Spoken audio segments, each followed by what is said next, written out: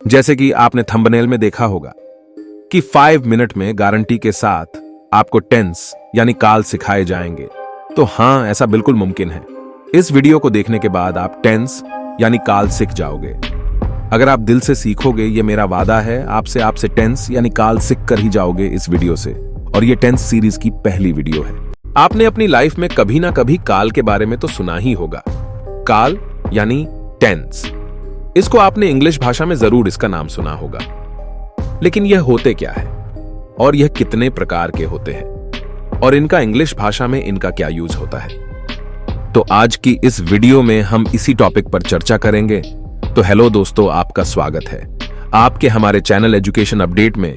तो आज की वीडियो में हम इसी टॉपिक पर बात करेंगे।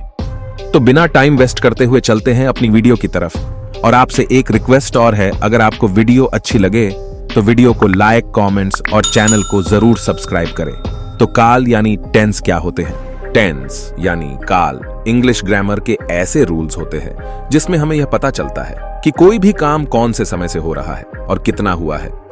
उदाहरण के लिए, मैं क्रिकेट खेल रहा हूं, अब इसमें दो चीजें निकल कर आ रही है। मैं क्या कर रहा हूं और कौन से समय में कर रहा हूं। यानी क्रिकेट खेलने से एक काम का पता चल रहा है और क्रिकेट कौन से समय में खेली जा रही है, जिसमें काम और समय का ज्ञान होता है, वह काल यानी टेंस कहलाते हैं। तो पहले इतना तो समझ में आया होगा कि काल यानी टेंस क्या होते हैं। अब बात आती है, टेंस यानी काल कितने प्रकार के होते हैं। टेंस यानी काल 3 प्रकार के होते हैं। नंबर 1, प्रेजेंट टेंस यानी वर्तमान काल। नंबर 2, पास्ट टेंस यानी भूतकाल। नंबर 3, फ्यूचर टेंस यानी भविष्यकाल। अगर प्रेजेंट टेंस यानी वर्तमान काल की बात करें तो जो समय चल रहा है वह प्रेजेंट टेंस यानी वर्तमान काल कहलाता है। उसके बाद पास्ट टेंस यानी भूतकाल की बात करें तो जो समय गुजर चुका है पास्ट टेंस यानी भूतकाल कहलाता है। और लास्ट में फ्यूचर टेंस यानी भविष्यकाल की बात करें तो जो आने वाला समय है वह फ्यूचर टेंस यानी भविष्यकाल कहलाता है। और इन तीनों को भी 4-4 भागों में बांटा गया है। अब वो भाग कौन से हैं? तो प्रत्येक टेंस यानी काल के 4-4 भाग हैं। तो इस प्रकार से 12 भाग बन जाते हैं। अब वो 12 भाग कौन से हैं? वह इस प्रकार है, प्रेजेंट टेंस यानी वर्तमान काल के 4 भाग, indefinite tense, continuous tense, perfect tense और परफेक्ट कंटीन्यूअस टेंस।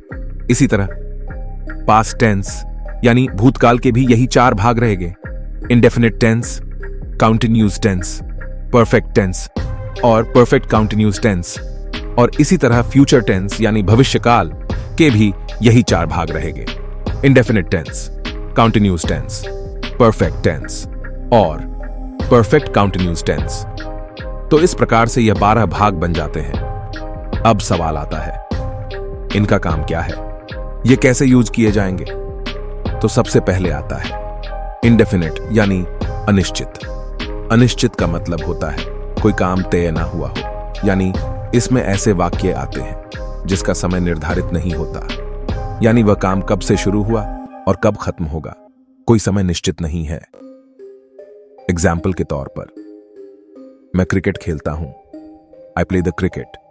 कब से खेलता हूं और कब तक खेलूंगा पता नहीं। ऐसे वाक्यों में समय का पता नहीं होता है, इसलिए यह इंडेफिनिट टेंस कहलाते हैं। उसके बाद कंटीन्यूअस टेंस आता है। कंटीन्यूअस टेंस का मतलब होता है किसी काम का जारी रखना। वैसे तो इसमें भी कोई काम कब से शुरू हुआ और कब खत्म होगा, लेकिन इसमें काम चल रहा है। एग्जाम्पल, मैं क्रिकेट खेल रहा हूं, I am playing the cricket. कब से खेल रहा हूं और कब तक खेलूंगा कुछ पता नहीं, लेकिन खेलने का काम कंटीन्यूअस चल रहा है। तो इस प्रकार के वाक्य कंटीन्यूअस टेंस कहलाते हैं। उसके बाद परफेक्ट टेंस आता है। परफेक्ट टेंस, इस टेंस के भाग में काम के पूरे होने का ज्ञान होता, यानी पता चलता है कोई काम पूर्ण रूप से हो चुका है।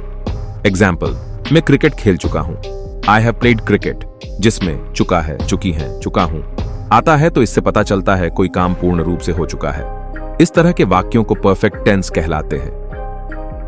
और सबसे लास्ट में आता है परफेक्ट कंटीन्यूअस टेंस। इस टेंस के भाग में पता चलता है कोई काम कब से हो रहा है, लेकिन टाइम कोई नहीं है। एग्जाम्पल के तौर पर, मैं सुबह से पढ़ रहा हूं, I have been reading since morning. तो इस तरह के वाक्यों को परफेक्ट काउंटिन्यूज टेंस कहलाते हैं। तो आई होप अब आपकी समझ में यह तो आ गया होगा कि टेंस क्या होते हैं और ये कितने प्रकार के होते। अगली वीडियो में हम इन टेंस के सभी भागों को अच्छे से एक्सप्लेन करेंगे कि सभी टेंस और उनके भागों का इंग्लिश में कैसे यूज करते हैं। तो अब हमें इजाजत दीजिए, फिर मिलेंगे आपसे एक नई वीडियो के साथ। और अगर आपको हमारी वीडियो अच्छी लगी हो तो आप हमारे चैनल को सब्सक्राइब करें, वीडियो को लाइक, कमेंट्स और वीडियो को अपने दोस्तों तक जरूर शेयर करें। धन्यवाद और अपना ख्याल रखें।